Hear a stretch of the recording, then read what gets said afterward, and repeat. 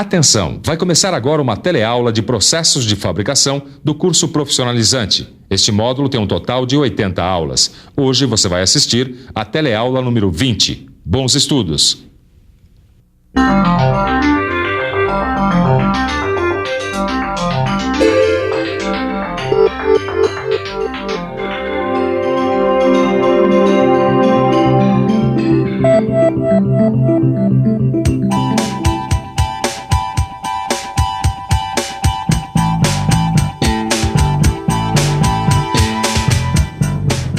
Já não é novidade para ninguém que hoje em dia os automóveis são feitos com a ajuda de robôs industriais.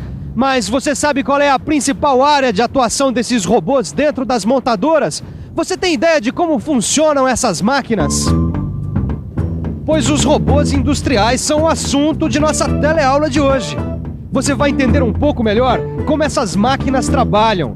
Vai saber que tipo de atividade os robôs já estão desempenhando. E vai entender um pouco mais a íntima relação entre computadores e robôs. Eu tenho certeza que a alta tecnologia é um assunto que desperta o seu interesse. Por isso, fique ligado, porque a nossa teleaula está começando.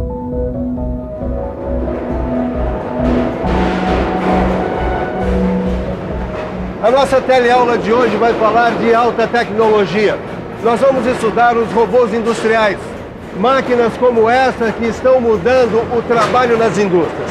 Mas o que são os robôs? Sabe que essa é uma boa pergunta, Silva? Eu trabalho aqui nessa linha com esse monte de robôs e nunca tinha parado para pensar nisso. É, isso aí. Nós trabalhamos aqui todos os dias com ele e jamais paramos para pensar. Eu acho que os robôs têm a ver com os computadores. É, isso aí. O robô é o braço direito da indústria da informática, os computadores. Tanto que computadores e robôs desenvolveram-se quase que juntos. Tudo começou ainda na década de 50 nos Estados Unidos. Já naquela época, as linhas de produção começavam a ganhar dispositivos automáticos. É claro que eles ainda eram muito simples se compararmos ao que temos hoje. Mas foi com eles que começou uma nova área de estudos para os cientistas, a cibernética. Essa nova área buscava reunir em uma só máquina componentes mecânicos como os braços mecânicos, por exemplo, e os chamados cérebros eletrônicos da época, que são os avós dos nossos computadores de hoje em dia. Quer dizer então que a tal da cibernética é o nome que se deu à técnica de construir robôs? É isso aí. Os robôs são produtos da indústria da cibernética. E a cibernética sempre esteve ligada à informática. Tanto que nos anos 70 foi quando começaram a fabricar os robôs em larga escala. Já naquela época era possível construir robôs mais eficientes. E nos anos 80, finalmente, os robôs começaram a ser usados em grande escala.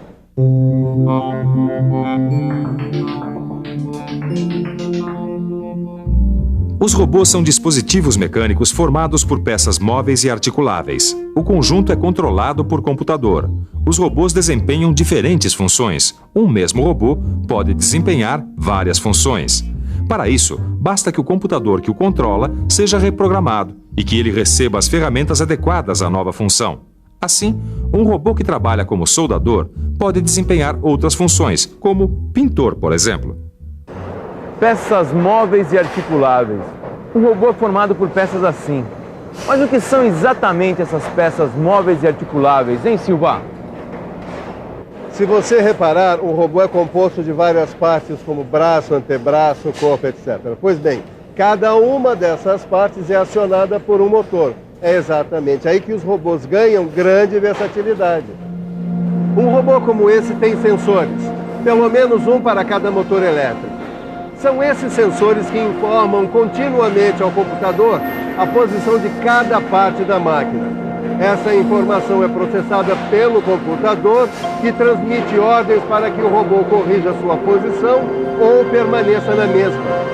É o computador, através dos sensores, que controla todos os movimentos do robô. Ananias?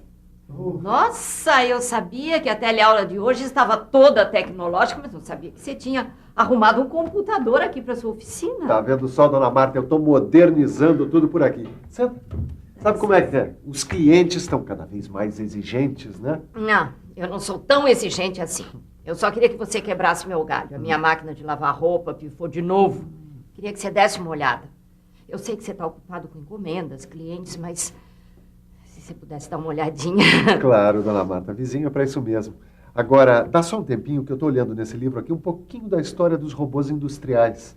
Robôs industriais? É, os robôs que estão mudando a produção nas fábricas. Quer ver? Eu quero. Olha aqui, dona Marta.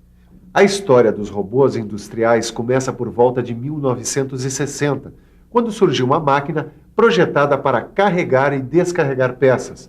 Com a tecnologia disponível na época, o robô não conseguia desempenhar funções mais complexas. Mas com a chegada do computador, os robôs ganharam muito mais autonomia. E hoje eles desempenham funções que eram impensáveis até pouco tempo atrás. Os robôs de hoje já conseguem carregar mais peso, têm movimentos mais precisos e mais rápidos que o do homem. É por isso que deu no jornal que os robôs estão substituindo não sei quantos operários. É isso mesmo. Os robôs vêm substituindo o trabalho humano cada vez mais em várias funções. Olha, eu estou aqui num ambiente de simulação industrial. Aqui, uma linha de produção industrial automatizada é estudada em detalhes por profissionais que depois vão utilizar esse conhecimento na indústria. Vamos conversar com alguém que realmente conhece esse assunto. O senhor Thomas, que é professor aqui do Senai, do Centro de Automação Industrial.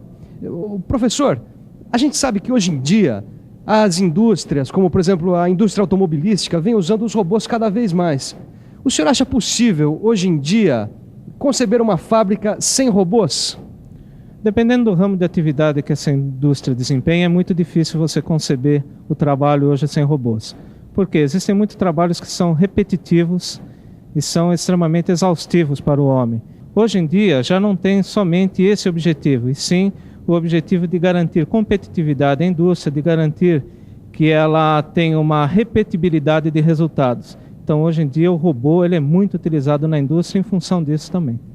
O uso de robô hoje em dia é quase obrigatório para as empresas que querem permanecer competitivas. Mas eles também vieram para evitar que o homem continuasse exercendo funções perigosas ou insalubres, como a operação de soldagem. A soldagem é hoje a principal área de atuação dos robôs dentro da indústria. Isso se deve a alguns fatores básicos. Os postos de soldagem são lugares inseguros e insalubres, com a presença de radiação luminosa e térmica, de gases e de fagulhas metálicas. Além das difíceis posições em que o soldador tinha que se colocar para fazer a soldagem num ponto específico da peça.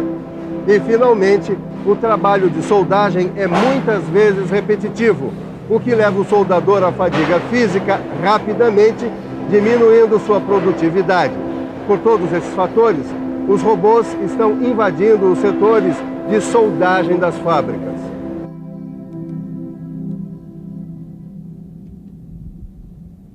A partir da entrada dos robôs nas fábricas, as linhas de montagem passaram a se organizar de um modo diferente. Elas passaram a se organizar em células de produção robotizadas.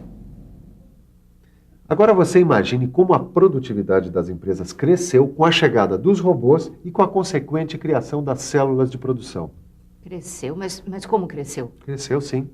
Pelo seguinte, cada computador que controla cada célula de produção se comunica com os outros.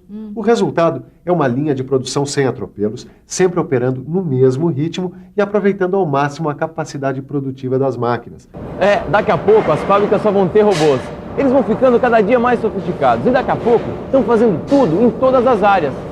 Também não exagera. Não é agora que os robôs vão substituir o trabalho do homem integralmente, não. Mas parte do que você disse é bem verdade. A união entre os computadores e os robôs criou sistemas eficientes. Com o aprimoramento da informática, os computadores estão cada vez mais rápidos, cada vez com maior capacidade de armazenamento de dados. E é isso que torna possível nós termos hoje robôs que operam com uma precisão de mais ou menos 5 centésimos de milímetro. Ou seja, a variação que pode ocorrer entre um movimento e outro de um desses robôs não é maior que 1/10 de milímetro. Então não dá para competir com a máquina? Em algumas coisas realmente não dá para competir. Apesar disso, essa precisão ainda não é suficiente para permitir que o robô exerça funções como o abastecimento de máquinas de usinagem, por exemplo, que exigem uma grande precisão. O atual nível de precisão é bom para operações como soldagem e pintura. Mas não se iluda, do jeito como os computadores estão evoluindo, logo essa precisão dos robôs vai estar ali bem próxima da precisão absoluta. Ananias, agora me explica uma coisa. Como é que o tal do robô aprende onde é que ele tem que soldar? Tá aí uma boa pergunta, dona Marta. Como é que o robô sabe o que tem que fazer? Bom, não se esqueça que quem manda é o computador. Assim, o robô precisa de programas que controlam os movimentos. Teoricamente, esses programas deveriam ser escritos numa linguagem que pudesse ser entendida pelo robô e pelo computador. Eu disse teoricamente porque na prática isso nem sempre acontece. As fábricas costumam usar um tipo de programação chamada teaching, que em inglês quer dizer ensinamento. E Ananias, você tá cheio de 9 horas, linguagem de computador. Como é que é mesmo? Teaching. Teaching, é teaching, dona Marta. E não é um bicho de 7 cabeças, é o seguinte. O teaching é um método parecido com o que nós usamos quando estamos ensinando uma criança a escrever. A senhora lembra quando a sua filha estava aprendendo a escrever? Então, nós fazemos o seguinte, nós pegamos a mão da criança e fazemos com que ela repita o mesmo que a nossa mão. Com os robôs é parecido. Funciona mais ou menos assim. Vamos imaginar uma carcaça de carro que precisa receber a soldagem em alguns pontos.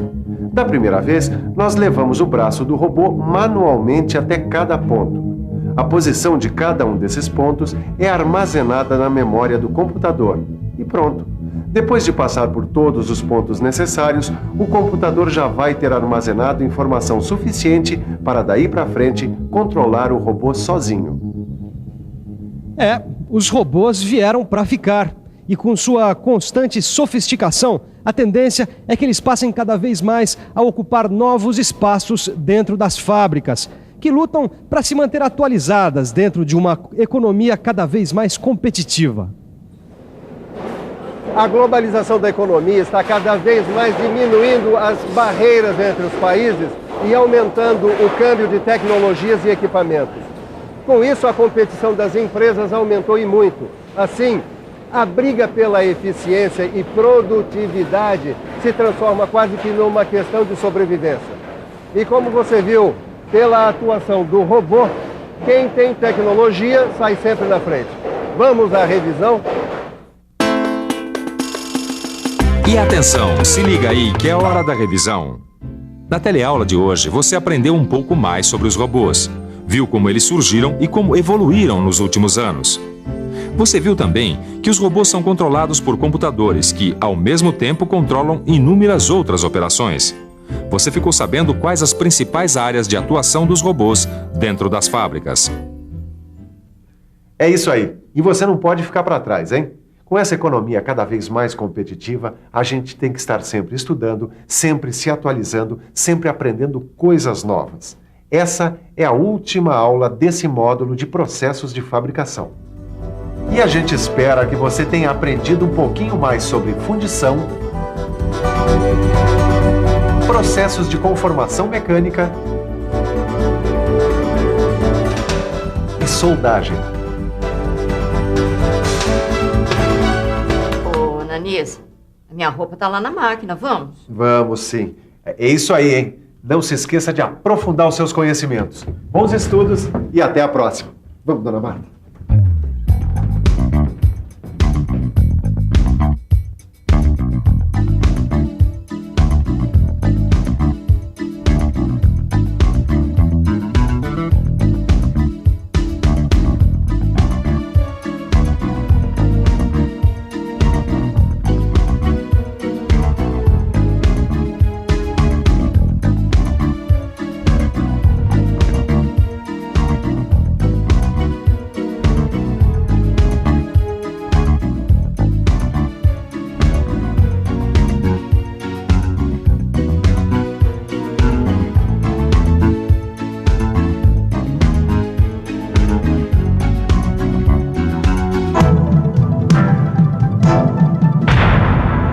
Telecurso 2000, um programa de educação do Sistema Fiesp e da Fundação Roberto Marinho.